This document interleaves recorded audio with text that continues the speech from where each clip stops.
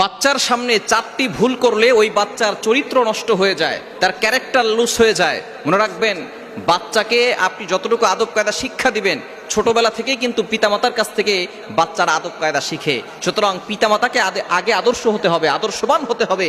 পিতামাতা phone use করে, পিতামাতা গুনাহের কাজ করে, পিতামাতা নামাজ পড়ে না, আর তারা মনে মনে দোয়া করে, আল্লাহ আমার বাচ্চারা যাতে করে নামাজি হয়, আমার বাচ্চারা যাতে করে ফোন ব্যবহার না করে। মনে রাখবেন, আপনি নিজে আদর্শবান না হয়ে কখনো সন্তানদেরকে আদর্শবান করতে পারবেন না। এজন্য অবশ্যই সন্তানকে আদর্শ বানাতে চাইলে পিতামাতাকেও আদর্শবান হতে হবে, পিতামাতাও সুন্দর ব্যবহার করবে। কেননা আপনারা হচ্ছেন সবচেয়ে বড় শিক্ষক শিক্ষিকা, আপনার থেকে আপনার সন্তান শিখবে। এজন্য বাচ্চাদের সামনে চারটি ভুল কাজ করবেন না, তাহলে বাচ্চার চরিত্র নষ্ট হয়ে যাবে।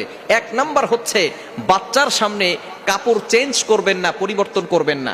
বাচ্চার সামনে কখনো খোলামেলা হয়ে থাকবেন না। 2 বছরের বাচ্চারা অনেক কিছু বোঝে, 1.5 বছর থেকে বাচ্চা বোঝা শুরু করে, 2 বছরে সে অনেক কিছু বুঝে ফেলে। সুতরাং 2 বছরের পরে এই জন্য আল্লাহ পাক রব্বুল আলামিন কোরআনের কারিমের ভিতরে বিধান নাজিল করে দিয়েছে, বাচ্চা 2 মাস 2 বছর পর্যন্ত, অর্থাৎ 24 মাস 12 মাস, 1 বছরে কত 12 মাস, 12 মাস কত 24 মাস, এই 2 বছর মায়ের দুধ খেতে পারবে, তারপরে সে বুঝতে পারে।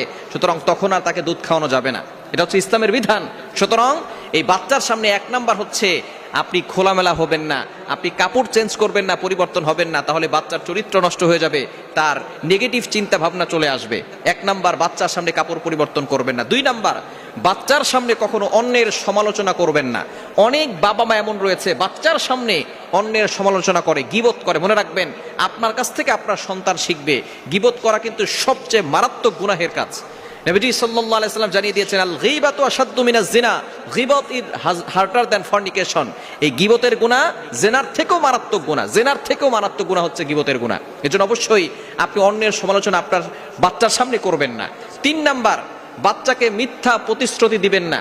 অনেক বাবা মা এমন আছে, বাচ্চাকে বলে তুমি এই কাজটা করলে তোমাকে একটা সাইকেল কিনে দিব, অথচ পরে সাইকেল কিনে দেয় না। এটা মিথ্যা প্রতিশ্রুতি।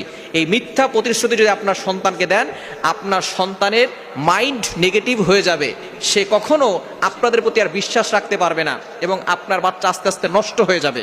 এজন্য কখনো বাচ্চার সামনে মিথ্যা প্রতিশ্রুতি দিবেন না, তাকে মিথ্যা কোনো কথা বলবেন না, তাকে সবসময় সত্য কথা বলবেন। বলে হুজুর মিথ্যা কথা বলা ছাড়া তো তাকে খাওয়ানো যায় না, মিথ্যা কথা না বললে তাকে এটা করা যায় না, সেটা করা যায় না। আপনি সত্য কথা বলবেন, সত্য কথা বলেই খাওয়াবেন, দেখবেন বাচ্চাও সত্যবাদী হবে, সততার সাথে চলবে। মিথ্যা প্রতিশ্রুতি কখনো দিবেন না, মিথ্যা কথা বলা তাকে শেখাবেন না। এবং 4 নাম্বার হচ্ছে মোস্ট ইম্পর্টেন্ট, অনেক বাবা মা এটা করে, বাচ্চার সামনে কখনো স্বামী স্ত্রী ঝগড়া করবেন না। সন্তানের সামনে অনেক পুরুষ এমন আছে, তারা কাপুরুষতার পরিচয়